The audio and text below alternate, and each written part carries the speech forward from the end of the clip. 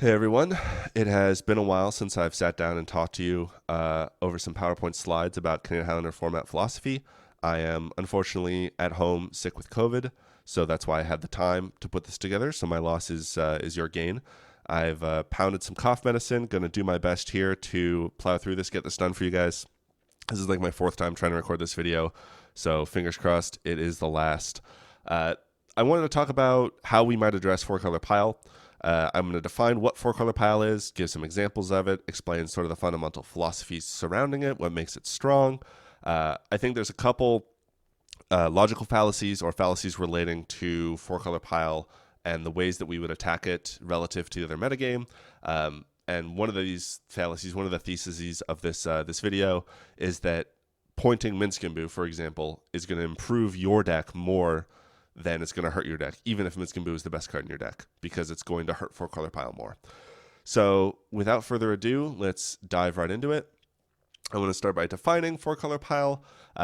Four-color pile is a placeholder term here. You could describe it as four-color midrange, soup. I know Modern called it money pile, like the Omnath Uro deck with the enchantment that Leyland Binding, that one. Blue midrange. The general idea, these types of decks, Czech, Jeskai Green, Jeskai Black in our metagame are these four-color pile decks where you play a bunch of, this fundamental blue core surrounded by a bunch of good four-color cards. And I would go so far as to argue that, traditional Jeskai and even some of the Grixis midrange decks that we're seeing fall under the same idea that the four-color pile premise sort of rests upon. Certainly five-color pile exists, although I don't think it's very popular. In Canadian Highlander, when we talk about four-color pile, we're talking about a Xerox style deck. Xerox is a term from Vintage that essentially says that you can play fewer lands in your deck filled with cantrips because you have more effective copies of those lands when you have cantrips. So if you play a Brainstorm and you see 10 cards on your first turn, the odds of you seeing the first land drop that you need to make are higher than if you only see 7 cards. So you have more copies, effective copies, although not literal copies of lands in your deck, which means you get to play fewer lands. This allows you to leverage fewer threats. You don't need to play as many because you don't need as much density because your odds of finding them are much higher with the card selection. The case study that I'm going to be using for this video is Genghis Prawn's Czech midrange list, which was the winner of the Cosmic Games 2K. Thank you to Cyclops for putting together a Canlander Winners Archive. This is lovely. Super easy to find this. And you'll see that this is that exact type of deck that I was just sort of describing. You have, 13 creatures, 3 planeswalkers, so not that many you're not playing to the board very much. Even, no relevant artifacts or enchantments really. Most of the time, most of what you're doing is you're playing as many cantrips as possible. You're playing the super big mega cantrip. You're playing as many ways essentially to dig and filter and curate the strongest set of cards that you can so that you can use those cards to sort of win the game, right? You're playing more effective copies of Minskimbu because the odds of drawing a Minskimbu are higher for this deck than a deck that doesn't have all this card selection. The amount that is different is worth doing the math on. I didn't. Maybe one of you wants to. What is the probability of seeing a Minskimbu in a game with this many cantrips versus in a deck that doesn't have that many cantrips? But either way, that's the type of deck that we're talking about, four-color pile. And in contrast, well, not in contrast, we're going to just dive into the next thing here, describing four-color pile a little bit more. Yeah, we'll get to this. So four-color pile, it rests upon this background of these efficient 2-for-1s. You don't really go for winning the game right away. It's a secondary goal. Getting to the point of time that you win the game is what you're concerned about, and accumulating resources is the way you do that.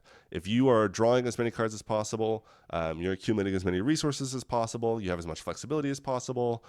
You can trade 1-for-1 or 2-for-1 as often as possible, and because you're drawing on average better cards and more of them, that allows you to accumulate more resources than your opponent, which allows you to win the game.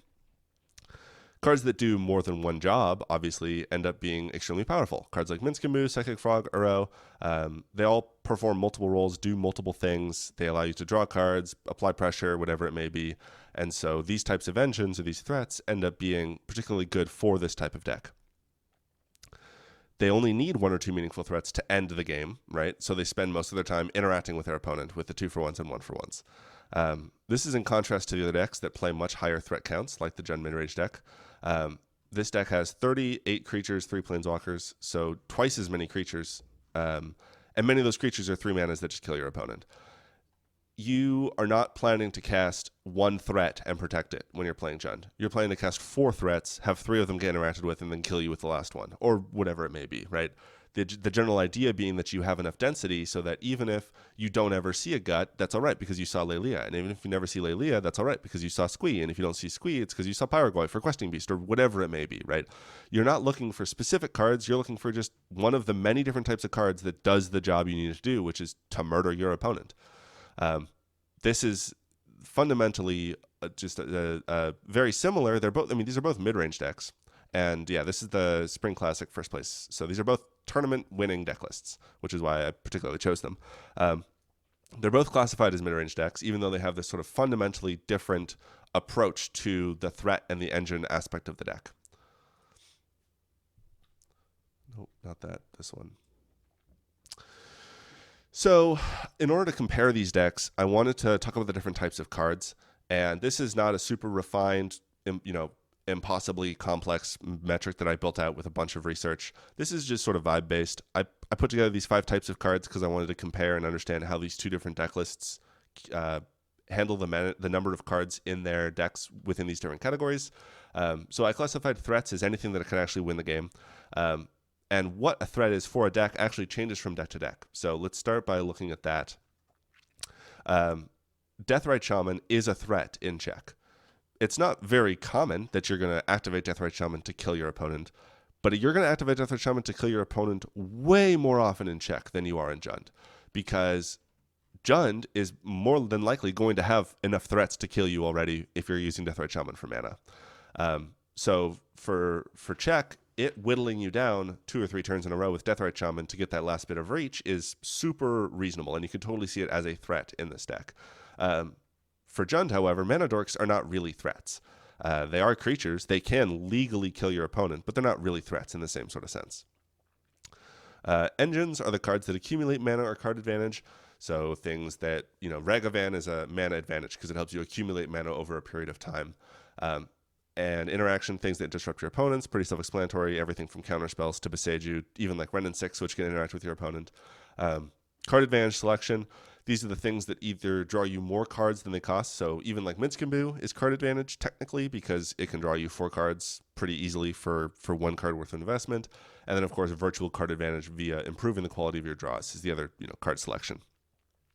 Mana is things that make mana. I hope this one is pretty self-explanatory. So when we look at comparing these 2 types of decks, Czech way lower on threats and engines than Jund is.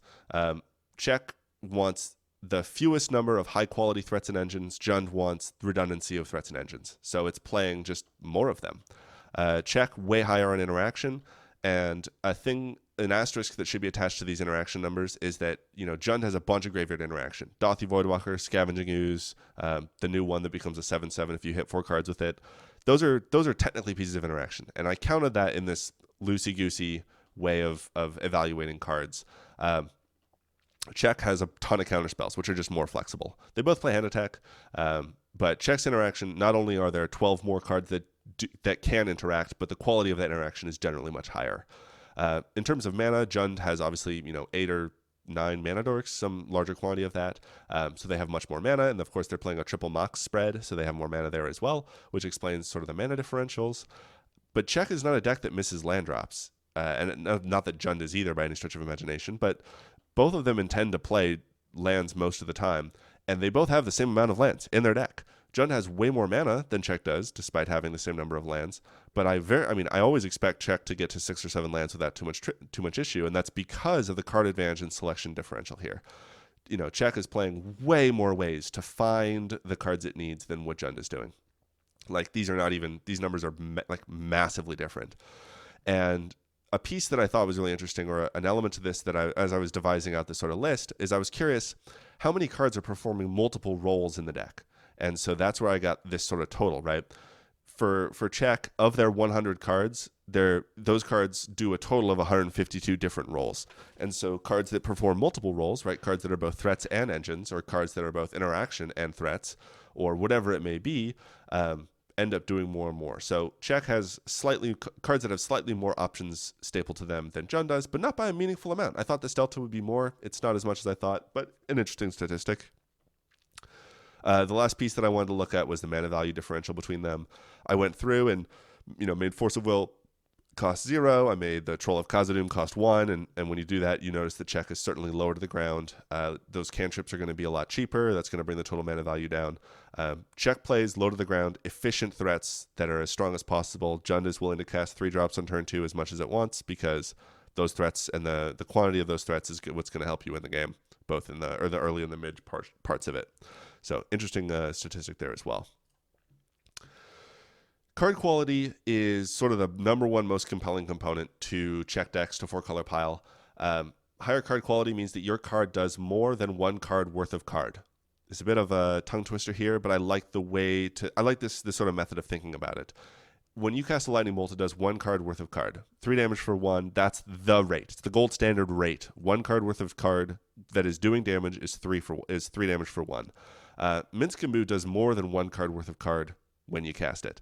And if you compare Minsk and Boo to, say, like Ulvenwald Oddity, which is a 4/4 trample, I think 4/4 trample haste for 4, I would say Ulvenwald Oddity probably does about 1 card worth of card when you cast it. Minsk and Boo probably does way more than 1 card worth of card.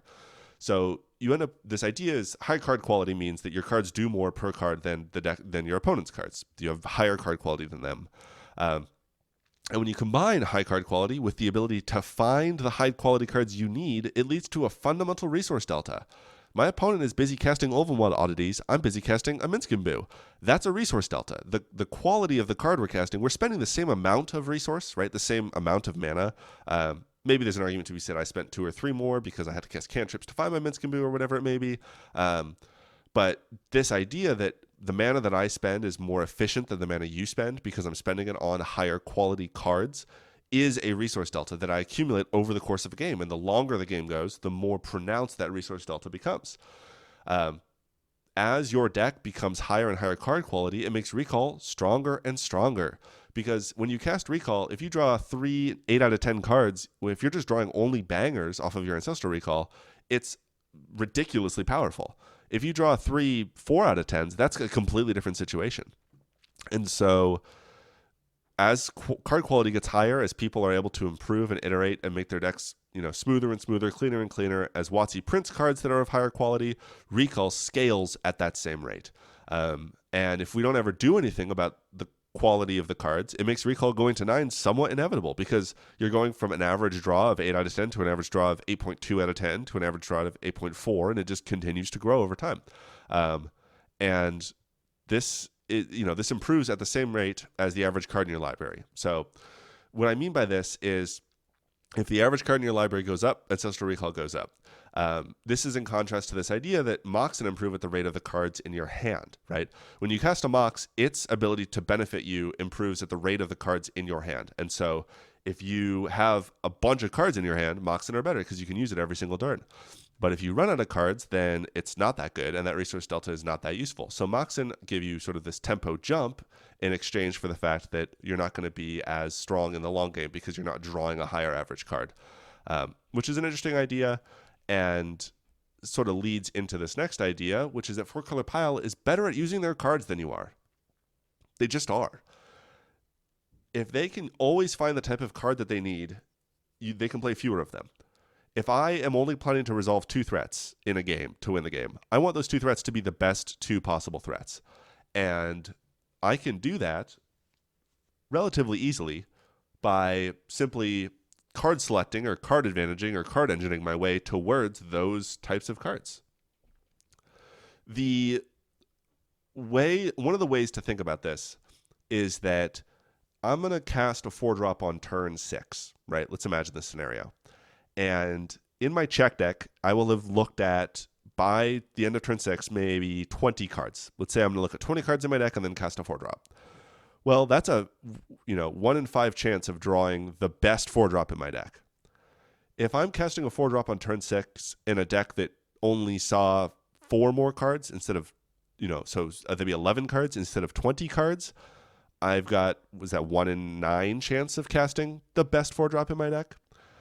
So four-color pile with all of these cantrips is better at casting Minskimbu than you are. Because when they cast a 4-drop, the odds of it being the best 4-drop in their deck is way higher than it was for a player that didn't get to do all that card selection and cantripping.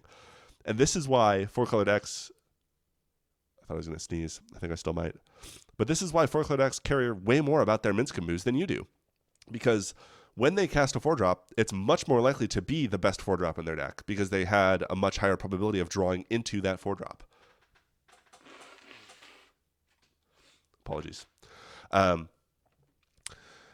This means that the floor of the cards not responsible for winning games becomes proportionally irrelevant as the floor of cards responsible for accruing deltas push the line. This is a messy sentence that I was not really able to clean up because I'm dumb. But push the line refers to this idea of pushing too far, right? The cards that are responsible for accruing deltas are getting stronger and stronger. They're pushing the limit of what is reasonable for the amount of resource delta that they can accrue. And so the quality of the cards that are not responsible for that, right? Cards like cantrips or removal or interaction become proportionally less important when these are the cards that get stronger and stronger and stronger. So your cantrips matter less and less as these cards get stronger because you only need to draw one of them because they'll win the game by themselves. This also means for a Jund deck that the cards that are not responsible for winning games, like dorks, become proportionally irrelevant as the cards that you resolve win the game themselves. I really feel like I butchered that, but this is literally my fifth take, and I'm just dead. So we're gonna roll with that and move on. I think the idea is that Jund gets worse if it loses Minskimbu, right? There's no arguing that Jund is a worse deck when it stops getting to play Minskimbu, but Jund gets worse less than how much worse four-color pile gets worse, because Jund is not casting Minskimbu at the same rate the four-color pile is casting Minskimbu, and Jund is already playing the second, third, and fourth best options available to it. If you're always going to resolve a 4-drop on turn 6, and the 4-drop you're resolving is always Minskimbu, that's way better than if it's always Ulvenwald Oddity. And Jund is resolving Ulvenwald Oddity, although it's not in the deck, of course, that's a Ghoul Monsters card, but Jund is resolving its 3 or 4-drops that are just effectively or close to the same more often or less often than how often 4-color pile is. Christ, this is so hard. All right, I'm moving on. They're better at using their cards than you. Here's an example of that in terms of time to kill. If you're Czech's casting Minskimbu, Czech's casting Murktide, Czech's casting Paragoyf, these are the cards that are going to kill you as fast as possible. These are their threats. The quantity of them is lower because it's expecting to resolve and see them. It's much more likely to see or resolve one of them because of how many cantrips it has. And so its average time to kill is much lower than, say, there's 7 threats here, 8 threats here. The average time to kill is much lower here for Jund than it is for Czech because, losing a Minskimbu is whatever, that's fine, you still have gut. Losing a Pyrogoyf is whatever, that's okay, you still have Children and the initiative creature. If you're losing Squee, whatever, you still have Lelia. Your loss of Minskimbu reduces this time to kill from 3.75 to make this a 5 instead of a 3. That's less of a change because all of these 4s are pushing this time to kill down than it is over here, right? The loss of this time to kill specific metric is a bigger deal for 4-color pile than it is for you. And I couldn't really count how quickly Frog kills or how quickly Bombardier kills, but these are obviously very high level threats. So this idea again comes back to losing Minskimbu for Czech. It's a threat that it's going to see more often than you, and that threat is the best threat in either of you two decks, means that it's better at using Minskimbu to kill you than you are at using Minskimbu to kill you. In part because you are already playing cards that are worse at killing than Minskimbu at much higher rates than Minskimbu.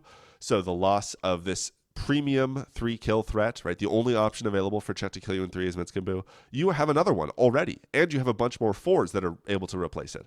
So your loss of this top-tier card is proportionally lower than the loss of the top-tier card for Czech, because they're going to see it more, they're going to cast it more, they're going to protect it more, and they're going to kill you with it faster. Well, at the same rate, but it's going to help them more with their time to kill than you are, because you're going to see it less, you're going to protect it less, and you already have a wider suite of options available to you that are plenty fast.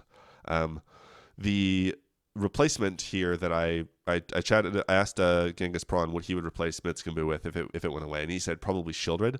So you go from 3 to 4, and obviously Shieldred is very good, but the quality, the ease at which you can interact with a Schildred is obviously much higher than the ease at which you interact with Mitzkambu. So this is sort of an example of 4-color pile being better than you at using their cards than you are, because they're casting 4-drops more often, and those 4-drops are on average better than yours, if that makes sense.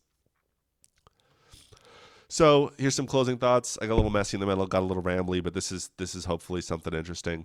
It also applies to engines. This whole being better than you. If you always are able to make your land drops, that's great. But you're still going to draw lands at the same rate that you always draw lands. If they're always making their land drops, then they can use cantrips to make sure that they don't draw lands. They can use cantrips to make sure they draw threats. And so them having this infinite land situation allows them to change the way they play their game to leverage this at a rate that is much better than yours is. So once again, nerfing or pointing a card like Ren and 6 or Mitzkambu is way worse for the 4-color deck than it is for you, because you are not able to leverage that card as effectively or as efficiently as they are. One of the reasons that I think it's again better, back to the whole premise of, it's better for you if they point Mitzkambu than it is for them, even if it makes your deck objectively worse, is because if you're nerfing this to your deck, it means you have to play against it less. That's a positive. Your deck is always better if you don't have to play against really good decks. I do think it's important that 4-color blue decks be strong. They are an important part of the metagame. They are, to start, fun to play.